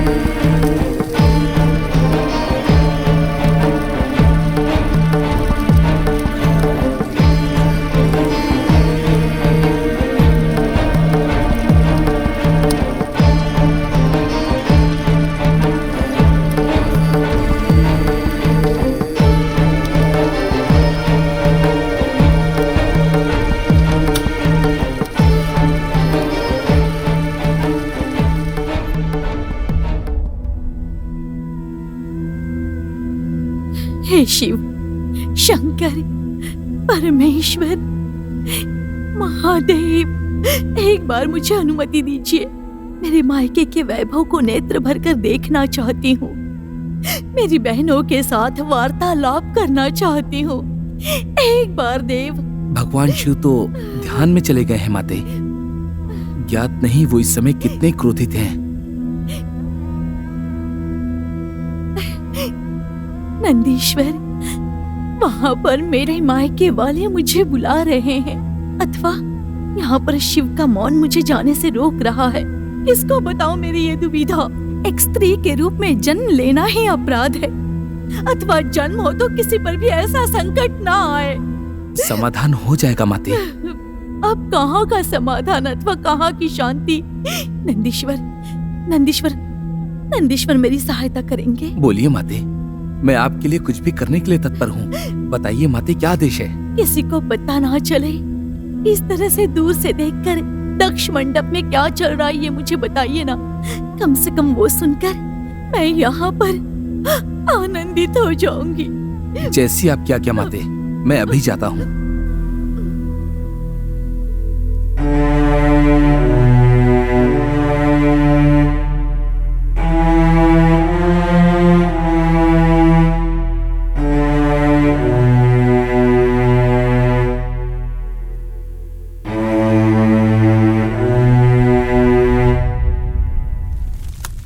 अब से हम सब के लिए हमारे दक्ष राजन ही सर्वेश्वरा है, सार्वभौमा है, ऐसा सब लोग बोलिए, जोर से बोलिए। ये संभव नहीं है भृगुदेव।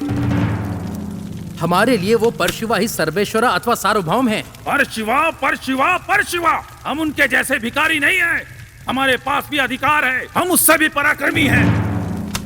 आपको ये सब भगवान शिव ने ही दिया है, भूलिएगा मत। वो शिवा का कर्तव्य था। शिवा के कर्तव्य को हृदय से आदर देना ही हमारी कृतज्ञता है।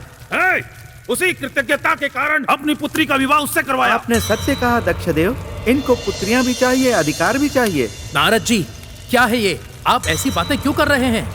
जीतने वाले की पूछ पकड़ना ही तो नारद जी का गुण है। भृगुदेव, देखिए तो कैसी बात कर रहे हैं।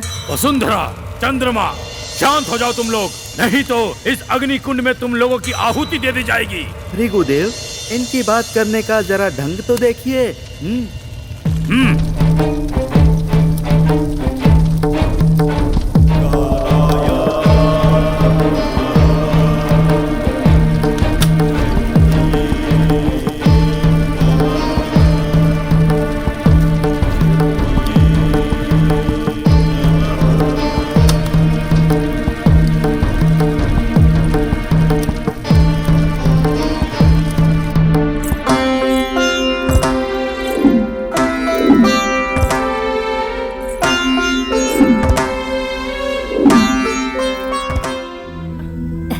नंदीश्वर, दक्ष यज्ञ कैसा चल रहा है?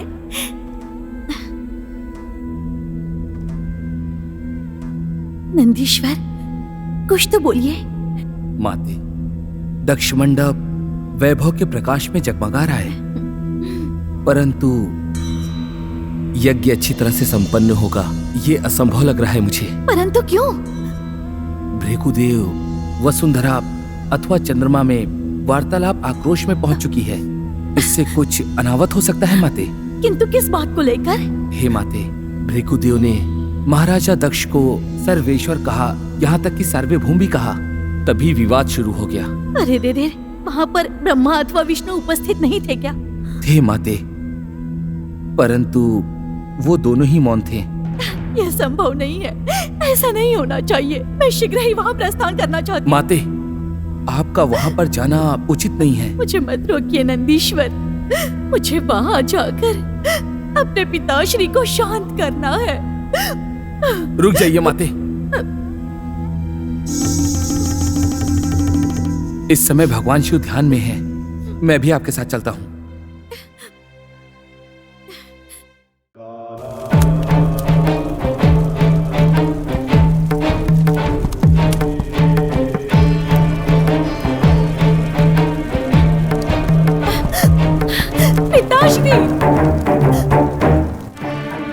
आ जाओ पुत्री, आ जाओ।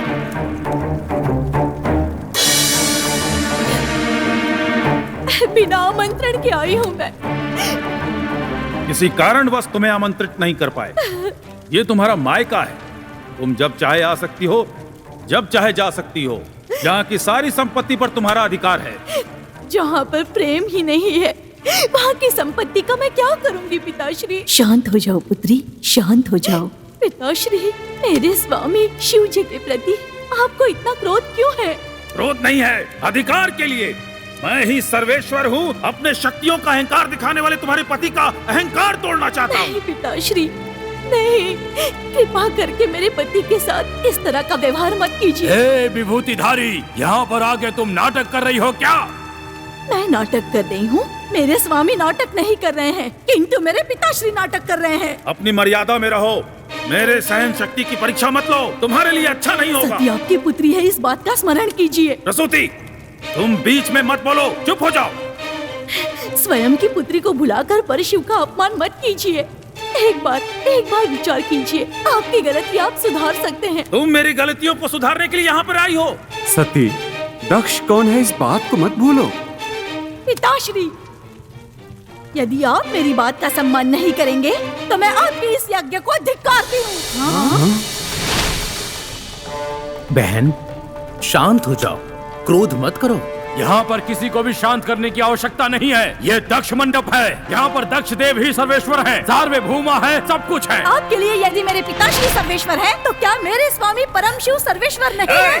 सर्वेश्वर नहीं, वो मशानधारी रुद्र है, विभूतिधारी है वो। महाराज दक्ष, आप भगवान शिव के विरुद्ध बात कर रहे हैं। आपको इसका प्रायश्चित अब अवश्य ही करना होगा। ये क्या है नंदी, जो भी मुंह में आ रहा है बक दे रहे हो तुम दक्ष राजन जैसे राजा हो क्या, या मेरे जैसे पूजनीय हो? व्यर्थ की बातों में समय नष्ट न करे, यज्ञ को संपूर्ण करे। जल ब्रह्मणा, इसे यहाँ से दूर करो। रुक जाइए छोटे पिताश्री, आप मेरे पिताश्री हैं, इसलिए मैं चुप हूँ। अब मुझसे ये सहन नहीं होता। अपने पिता से ऐसे बात करोगी? आप मेरे पिताश्री नहीं है। तो तुम भी मेरी पुत्री नहीं। ठीक है, तो हमारा संबंध समाप्त। दक्ष देव को बोल रही हो तुम, दक्ष देव को बोल रही हो। अब आप अपना ये हट त्याग दीजिए। अपने हट को पूरा करने वाला पराक्रमी है ये दक्ष। पुत्री हो इसलिए चुप हूँ, अन्यथा कब का तुम्हें बाहर फेंक देता। हे शिव, अब मैं आपका अपमान और नहीं सुन सकती। ऐसे दुराचारी की पुत्री के रूप में मैंने जन्म लिया। उस गलती की शिक्षा इस यज्ञ कुंड में गिर कर दूंगी। मुझे क्षमा कर दीजिए स्वामी।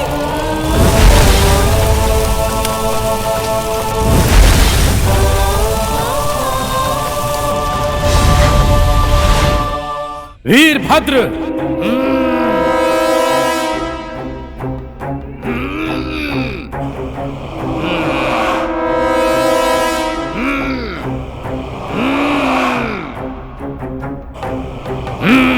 सर्वेश्वरा, मुझे यहाँ बुलाने का कारण क्या है? वीरभद्र, दक्ष अपने अहंकार की सीमा को लांघ रहा है, उसका सर काट दो, और वो घमंडी भृगु मुनि का भी सिर मुझे ला कर दो। आज्ञा देवा, मैं आपके शरीर का अंग हूँ, अभी जाकर उसका अंत करता हूँ। वो इतना सहज नहीं है वीरभद्र, उनके लिए जन्म मृत्यु का कोई महत्व नहीं। असंभव है, उनका अंत करने की शक्ति इस वीरभद्र में है। अच्छा, बहुत अच्छा वीरभद्र, विजयी होकर आना। जैसी आज्ञा परमेश्वर।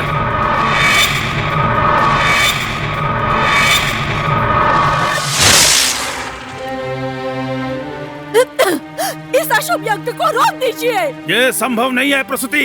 पुत्री को खोने के उपरांत ये अहंकार दिखाने की क्या आवश्यकता है? अभी तो एक की मृत्यु हुई है, परंतु अभी 100 जीवित हैं। सोच लो दक्ष। आप यज्ञ संपूर्ण कीजिए गुरुदेव।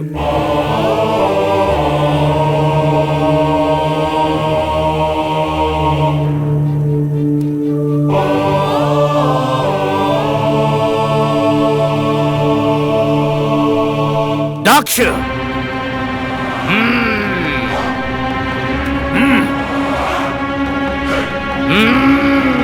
कौन हो तुम? वीरभद्र। रुक जा।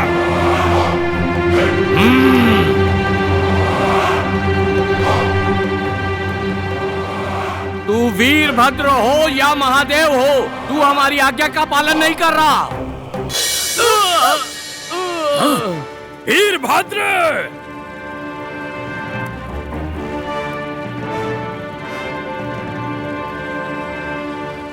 कण कण में अहंकार की चिंगारी भड़काने वाला भृगु मुनि तू ही है ना? तेरा नेत्र निकालने के बाद भी तेरी अकल ठिकाने नहीं आई। अभी तेरा सर धड़ से अलग करता हूँ।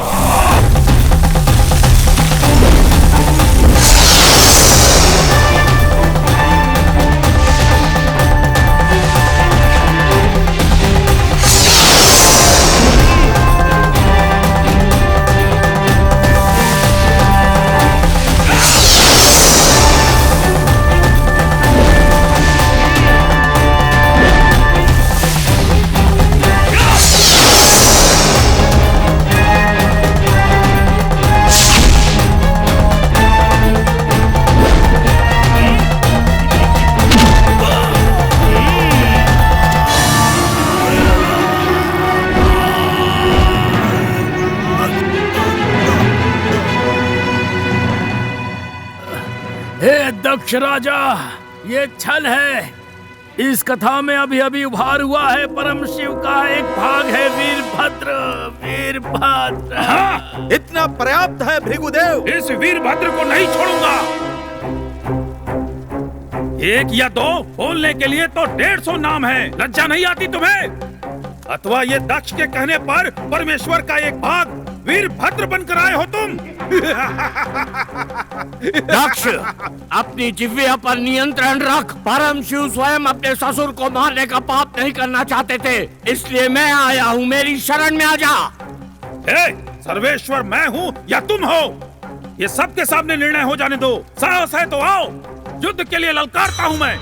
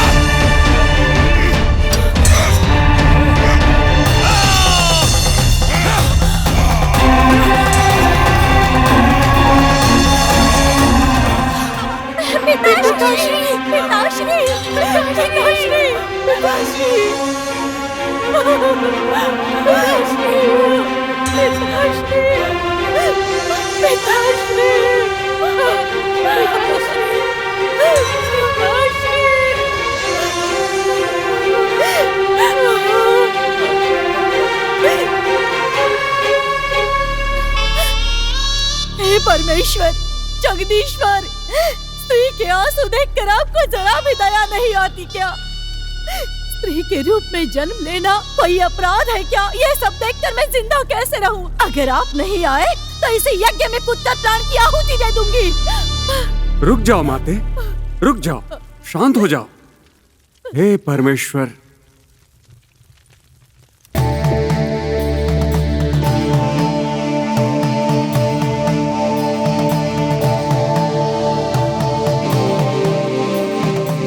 सर्वेश्वर की जय हो, जगदीश्वर की जय हो, परमेश्वर की जय हो। शांत हो जाओ परमात्मा, शांत हो जाओ।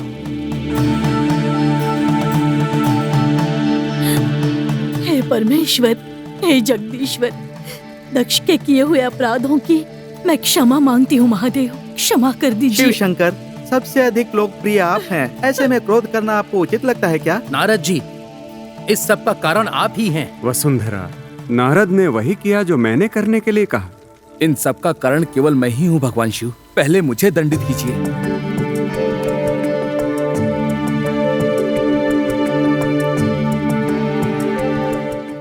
यहाँ जो भी हुआ उसका कोई कारण नहीं है, काल ही इन सब का कारण है। हम सिर्फ एक निमित्ती हैं। ब्रह्मदेव, अभी आपको एक सिर की रचना करनी होगी। किसके सिर की भगवान? यहाँ देखिए, यज्ञ कुंड में दक्ष ब्रह्मा का सिर भस्म हुआ है। ठीक है परमेश्वर, मैं एक बकरे का सिर सृष्टि करके लाता हूँ। परमेश्वर, बकरे का सिर? हाँ, क्यों परमेश्वर? बकरे का सिर यदि लगाएंगे तो मेरे से ये अहंकार दक्ष राजा के अंतर्मन से शांत हो जाएंगे। बकरे का सिर ही क्यों लगाना है परमात्मा? क्योंकि बकरा कभी भी अहंकार नहीं करता, और अगर अहंकार आ भी जाए तो प्रदर्शित नहीं करता, वो उसी क्षण अपने आप को शांत कर लेता है। बकरे में वांग्मयता, चमत्कार भी दिख सकता है। दक्ष के नियम के अनुसार बकरे का सिर इस शरीर की शोभा बढ़ाएगा। हे परमात्मा, कहाँ पर है आप? कहाँ पर? बचा लीजिए मुझे, बचा लीजिए सर्वेश्वर, जगदीश्वर। भृगु, तुम्हारा अहंकार चकनाचूर हो गया है। कहाँ गया वो तुम्हारा गर्व? अब किस बात का अहंकार देव? वो जगन माते जब यज्ञ कुंड में समा गई तभी सब कुछ सर्वनाश हो गया सर्वेश्वर। मेरे अपराध को कोई भी क्षमा नहीं कर पाएगा जगदीश्वर। अपने निर्मल दिल से आदि शक्ति का स्मरण करके त्रिमूर्तियों का नाम जपते हुए उठ के आ जाओ भृगुदेव। धन्य हुआ परमेश्वर, धन्य हुआ।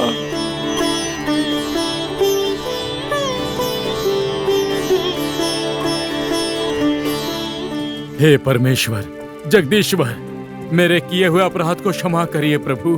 हे विष्णुदेव, ब्रह्मदेव, दया करके मुझे क्षमा कर। ये लो भृगुमुनि, इस सिर को निकालकर दक्ष देव के शरीर पर लगा दो। जैसी आपकी आज्ञा प्रभु।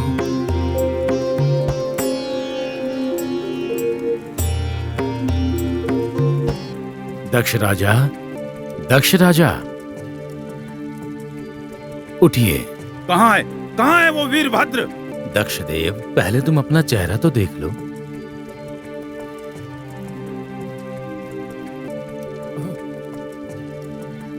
भृगुदेव, ये क्या है?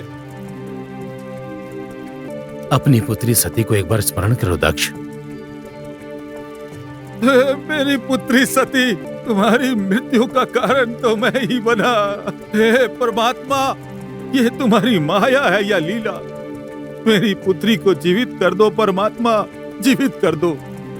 जो कार्य संपन्न हो गया हो उसे चिंतन करके फल नहीं मिलता है। आपकी पुत्री सती वो भविष्य में आत्म ज्योति बनकर मुझ में ही उजागर हुई है। वो पुत्री के रूप में अपने तपोबल से अब वो सती भूलोक में पार्वती, दुर्गा, काली, चंडी, मारी, गिरिजा, चामुंडी इन सब के रूप में जन्म लेकर भक्तों के संकट का परिहार करेगी। आप धन्य है परमात्मा, आप धन्य है।